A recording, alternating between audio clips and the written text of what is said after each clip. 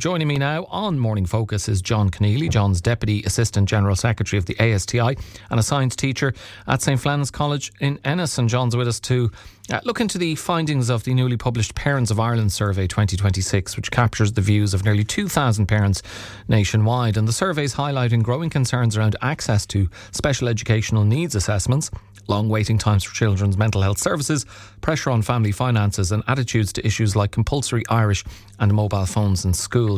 John, a very good morning to you. Thanks very much for joining me on the show. Yeah, well, good morning. Thanks for having me on the programme. It's great to be talking to Claire FM this morning. I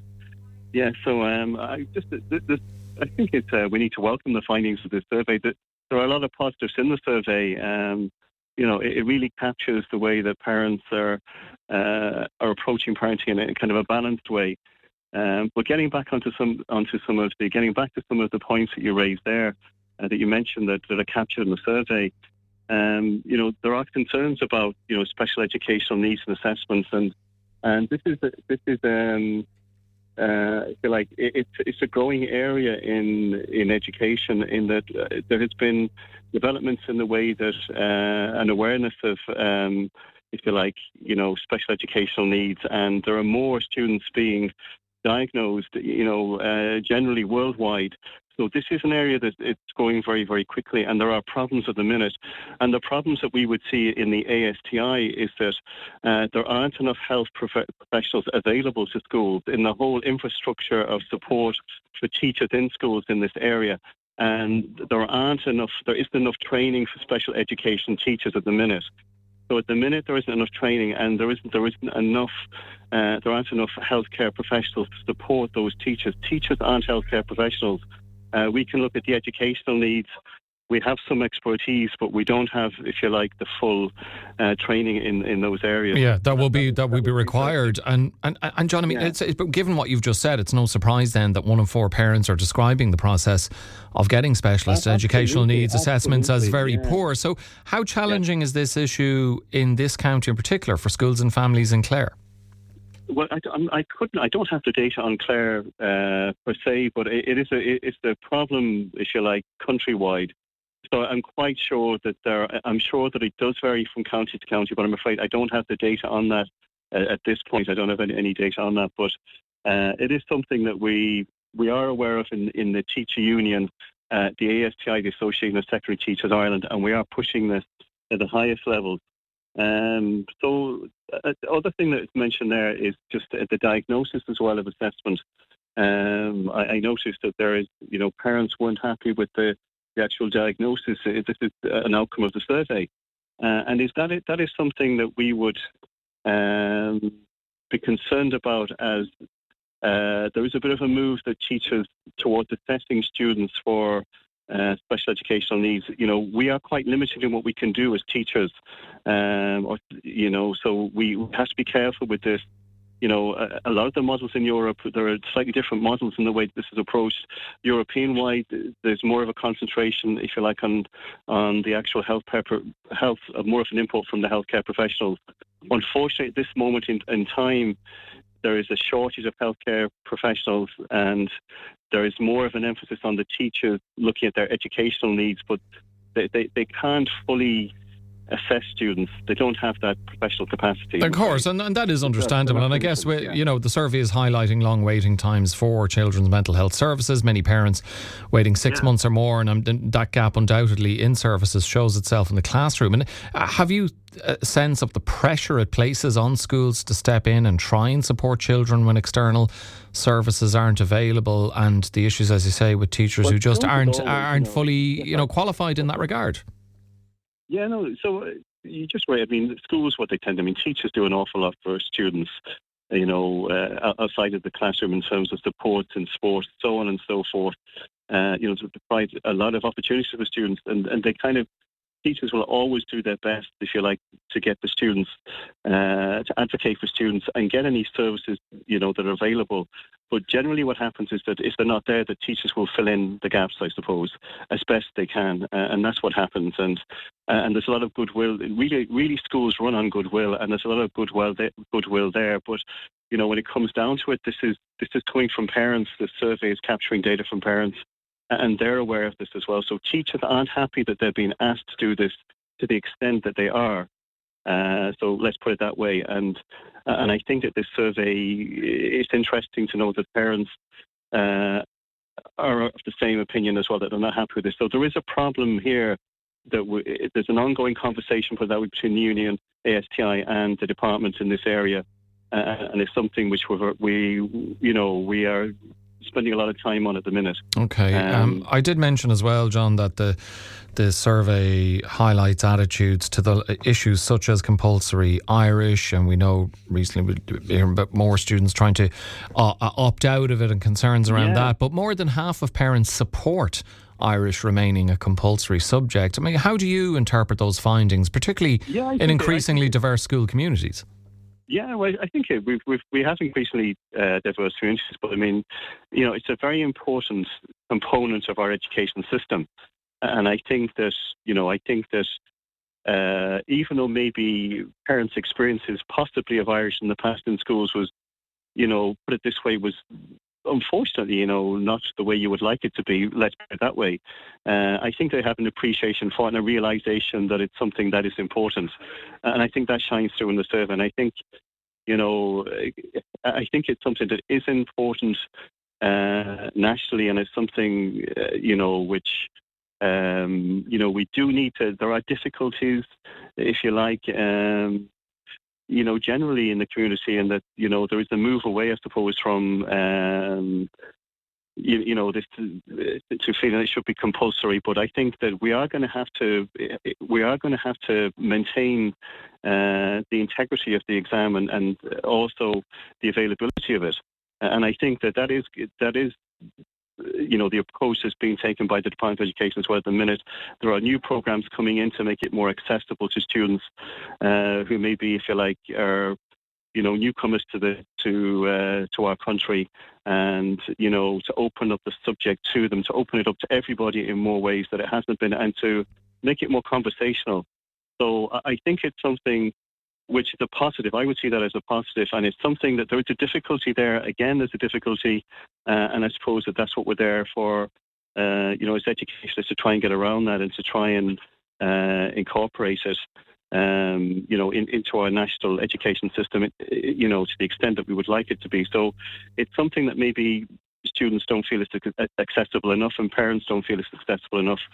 So I think this accessibility of the language, there are a lot of moves in that area to improve that, and there's an awareness of that. So I think, I think that, whether it should be compulsory or not, I think that we're better to err on the side of the more compulsory nature of it than to have it as being just optional. I think it's very important for us, in lots and lots of ways as a nation, and so on and so forth, and that we need to make it accessible, and we need to make it implementable as well. Okay. Well, I mean, I suppose, John, it feels like there's been discussions around how to teach Irish, and almost as long as it has been taught since the foundation of the state. A more modern issue, though, is mobile phones, and that issue in mobile phones in schools comes up strongly in this survey. Many parents supporting restrictions. It brings to mind all the discussions around the former Education Minister Norman Foley and the phone pouches and all that. What approach do you think would work best at primary level, and is something better than pouches needed? Because we talked when we were discussing that issue, we talked about the ways around that, students having burner phones or alternative options. Yeah. Well, this is an area really. I mean, the whole phone thing it takes up a lot of, if you like, of the educational space, and it is something which, quite rightly, because it is something which parents have concerns about and schools have concerns about, and the effects on students. But, it isn't as straightforward, really, that, if you bring in a ban in a school, there are issues around it that sometimes students might need accessibility to phones for other reasons. They might need to phone home for some reason. And they have to have a link with, with transport and so on and so forth, or for other reasons. And so, how do you facilitate that without them having the phone on them all the time and, trying to resist the urge to be looking at it when they should be listening to the teacher. It's very difficult, to do that. I mean, really,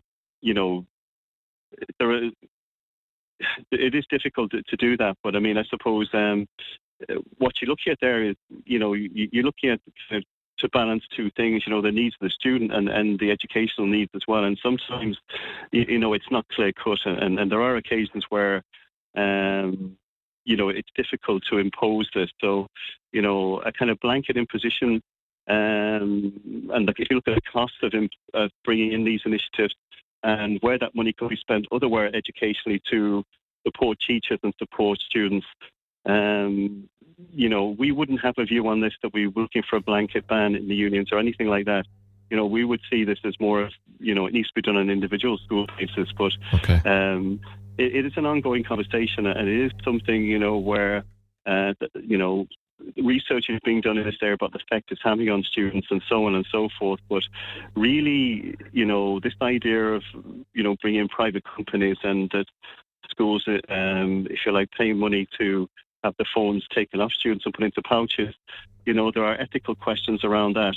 And, there are some schools that simply just ban the phones outright in schools, and they seem to be quite happy with that. I know of schools that do that nationwide, and they seem to have no problem with it. So, we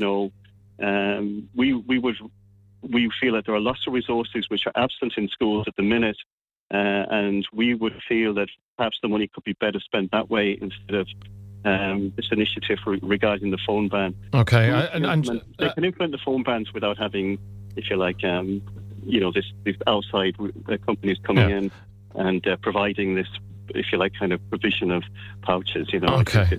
You mentioned money there, and speaking of money, financial pressure is another major theme of the survey. Over 1 in 5 households struggling, many just about managing. How does the cost of living crisis affect pupils and school life more generally? And how do you handle the kind of sensitive scenarios where parents don't have money for school trips or for certain things that a student might need, and that can bring a level of embarrassment to the pupil themselves? Yeah, no, that's a very good question, because I mean, really, what happens is that schools tend to fill in. They do a lot of things below the radar that you don't hear about, and management of schools, they will provide funds for families, or they will often cover the costs for these trips for students, and in a way that the other students aren't aware of this maybe, and they will make up for this, if you like, deficit in the finances of the homes, but really, it has a big impact on the educational pathways for students as well. These financial deficits at home as well, and it's something whereby schools can sometimes might need to assist students as well. It might have an impact on their mental health. It can have an impact, if you like, on their further down the line in terms of other behaviours that they might engage in. And this is something whereby we would see the role of the guidance counsellor in schools coming in.